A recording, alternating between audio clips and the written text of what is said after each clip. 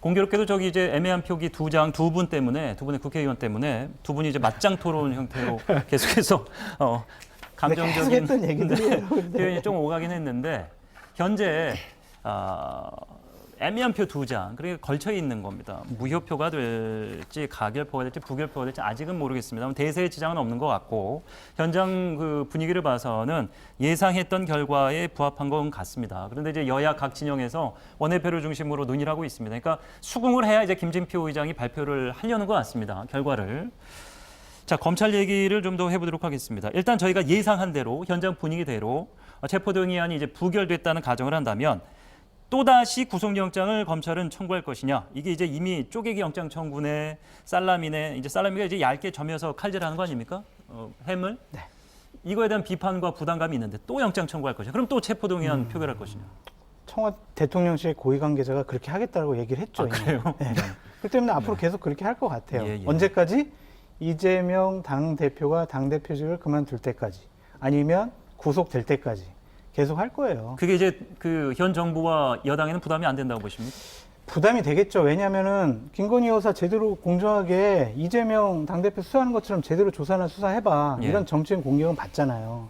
근데 하지만 야당 당대표니까 지난번 대선에서 경쟁자였으니까 여러 가지 혐의가 나와도 정치 보복으로 비칠 수 있으니까 우리가 수사 그냥 적당히 대강대강 하자. 이것도 잘못된 것 같고, 대통령 가족이니까 이거 수사 좀 계속 좀 뭉개고 있자. 이것도 잘못된 것 같아요.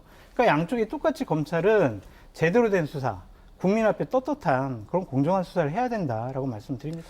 그 공정한 수사와 별개로 꼭 구속을 해야 공정한 수사는 아니지 않습니까? 근데 한동훈 장관이 얘기했던 것처럼 범죄 혐의가 위중을 하면 네. 우리는 전직 대통령도 그리고 뭐 재벌 총수도 다 구속하잖아요. 검찰이 지금 한동훈 법무부 장관이 얘기한 것에 의하면 7,886억 원의 배임, 손해를 끼쳤다라는 거 아니에요.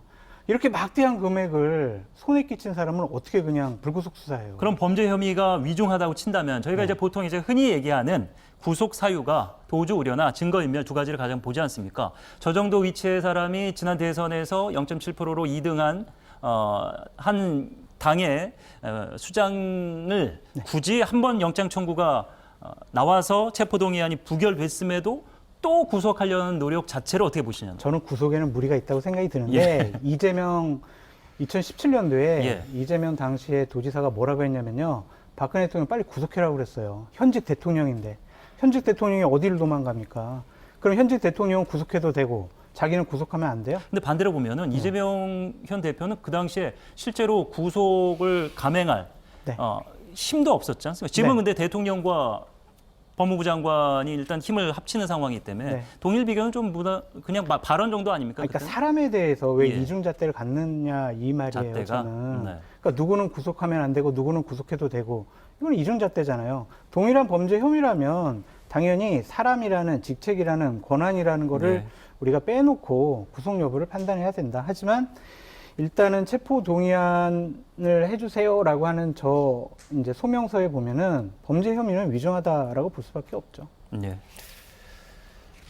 뭐 정치인의 말은 신중해야 되죠. 신중하고 이재명 대표 과거의 발언들이 회자되는 것도 알고 있고요. 뭐 그 부분에 대해서 상황이 달라졌다고 해서 뭐가 달라졌느냐, 뭐 이렇게 또 얘기한다면 지적받을 부분이 없지는 않을 거라고 생각하는데요.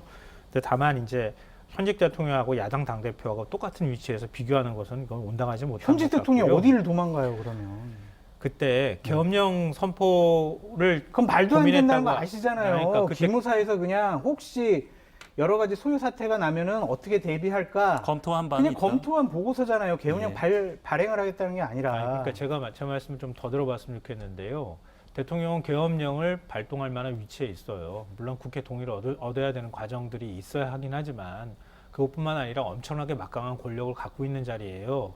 국정원도 움직일 수 있고 경찰도 움직이고 군도 움직일 수 있어요. 당장 군을 움직여가지고 뭐 하겠다고 맘만 먹으면 얼마든지 할 수 있는 위치에 있는 사람이에요. 근데 그랬던 사람이 국정농단했다고 하는 혐의를 받았던 거잖아요. 뭐 그거 얘기하자면 그 한도 끝도 없는 거죠. 헌법재판소에서 그렇게 판단한 거잖아요. 그거 가지고 뭐 우리가 왈가왈부할 건 없을 것 같고요. 그거하고 야당 대표 문제하고 동일선상에 놓고 자꾸 얘기하는 것은 그 상황상 맞지도 않고 맥락상 맞지도 않는 얘기라고 보고요. 그래서 제가 앞서 말씀드렸던 것처럼 이재명 대표가 과거에 했던 발언과 비교한다면 뭐 그것도 뭐 어느 정도 설득력이 없는 얘기는 아닐 것이다. 이렇게 말씀드렸는데 비유가 잘못됐다는 말씀 드리는 거고요. 그리고 지금 구속영장 추가로 발부하는 문제 얘기하고 있지만 검찰이 최소한 그동안에 굉장히 오랜 시간 동안에 특히 이제 문재인 정부 때 수사 제대로 안 했다 이런 얘기를 자꾸 주장하시니 윤석열 대통령 들어서고 난 다음을 기준으로서 얘기해도 벌써 반년이라는 시간도 더 지난 거 아니에요? 그럼 60명의 검사가 동원됐다고 얘기하는데 돈이 어디로 갔는지 찾아야 될 거 아니에요. 엉뚱한 거 가지고 하지 말고. 그럼 뇌물 받았다는 게 제일 중요한 혐의 아닙니까? 왜냐하면 대장동에서 그렇게 해가지고 뭐 민간 사업주들한테 이익을 줬다고 하는데 왜 이익 줬어? 뭐 때문에 준 거야? 결국 돈 받는 거 아니에요. 428억 받기로 약정했다는 거 아니에요? 근데 받기로 약정하고 돈을 하나도 안 받았다고 하는 것도 되게 웃기는 일이지만 어찌됐든 그거에 대해서 혐의를 입증해야 되는 거 아닙니까? 근데 제가 볼 때는 하기 쉽지 않은 것 같아요.